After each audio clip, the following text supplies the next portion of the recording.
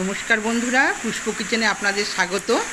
আজকে আমি আপনাদের বানিয়ে দেখাচ্ছি ঝিঙে ভাপা। গরমের দিনে ঝিঙেটা প্রচুর পরিমাণে পাওয়া যায় আর খেতেও খুব ভালো লাগে। দেখুন, আমি ছোটো ছোটো করে ঝিঙেগুলোকে পিস করে কেটে নিয়েছি, দিয়ে ভালো করে ধুয়ে নিয়েছি। এরপর কড়াইতে তেল দিয়ে দিয়েছি। আমি সাদা তেলে রান্নাটা করেছি।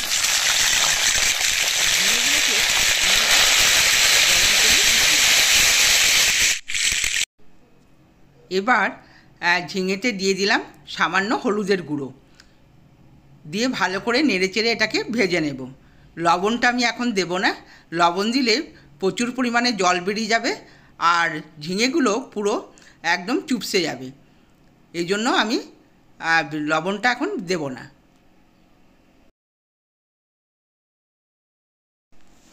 ঝিঙেটা ভালো করে নেড়েচেড়ে ভেজে নেব। ঝিঙের কাঁচা গন্ধটা তাহলে আর থাকবে না।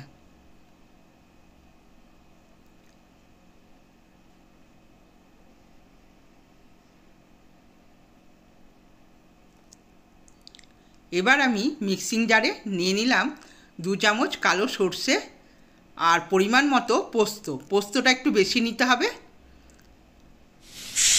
আর নিয়ে নিলাম পাকা কাঁচা লঙ্কা। পরিমাণ মতো জল দিয়ে এবার মিক্সির ঢাকাটা বন্ধ করে দিলাম, দিয়ে ভালো করে ফাইন একটা পেস্ট আমি করে নেব। দেখুন, পেস্টটা আমার হয়ে গেছে।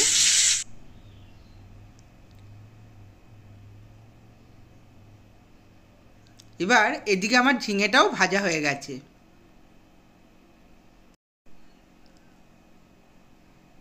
এবার ভালো করে ছানটা করে ছেঁকে ঝিঙেগুলোকে আমি তুলে রেখে দেব। সব কটা ঝিঙেকেই কড়াই থেকে তুলে রাখব।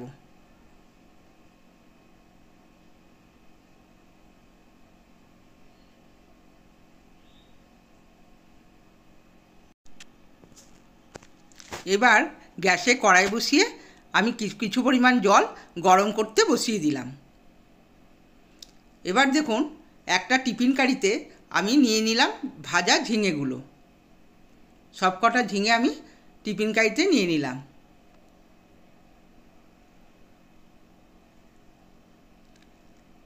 এবার দিয়ে দিলাম মশলার পেস্টটা। পোস্ত আর সর্ষের যে পেস্টটা করেছিলাম সেই পেস্টটা আমি দিয়ে দিলাম।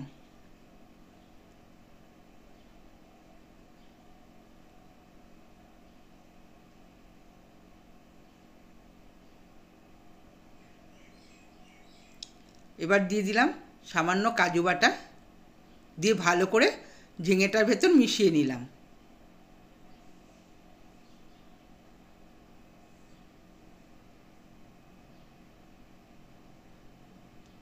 সামান্য হলুদের গুঁড়ো, পরিমাণ মতো লবণ, আর লাল হওয়ার জন্য খানিকটা কাশ্মীরি লঙ্কার গুঁড়ো আমি দিয়ে দিলাম। এরপর কাঁচা সর্ষের তেল ওপর দিয়ে ছড়িয়ে ভালো করে মাখিয়ে দিলাম। এই সর্ষের তেলের গন্ধটা খুব ভালো লাগে। এরপর দিয়ে দিলাম পরিমাণ মতো দই, সামান্য দই ওপর দিয়ে দিলাম। গরমের দিন তো দইটা দিলে খুব ভালো হবে। আর মশলা ধোয়া জল খানিকটা দিয়ে আর 2টো শুকনো লঙ্কা দিয়ে এই বাটিটার ভেতর ভালো করে আমি মাখিয়ে নিলাম।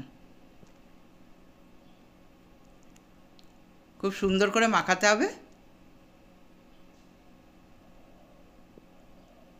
দিয়ে দিলাম সামান্য পরিমাণে চিনি। এবার টিফিন কারির ঢাকনাটা বন্ধ করে দিলাম। গ্যাসের জলটা গরম হয়ে গেছে। এরপর তার উপরে একটা স্ট্যান্ড বসিয়ে আমি টিফিন কারিটাকে দিয়ে দিলাম, দিয়ে ঢাকা দিয়ে দিলাম। 15 মিনিট আমি ঢাকা দেওয়া অবস্থায় রেখে দিয়েছিলাম। এরপর 15 মিনিট পর ঢাকাটা খুলে খানিকক্ষণ ঠান্ডা করে নিলাম।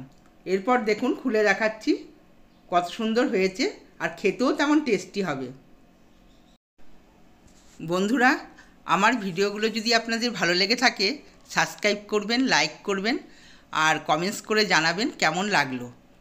আর যতটা সম্ভব একটু শেয়ার করে দেবেন। ভিডিওটা আমি এখানেই শেষ করছি। আপনারা সবাই ভালো থাকবেন, সুস্থ থাকবেন। এরপর দেখা হবে পরের ভিডিওতে। ধন্যবাদ।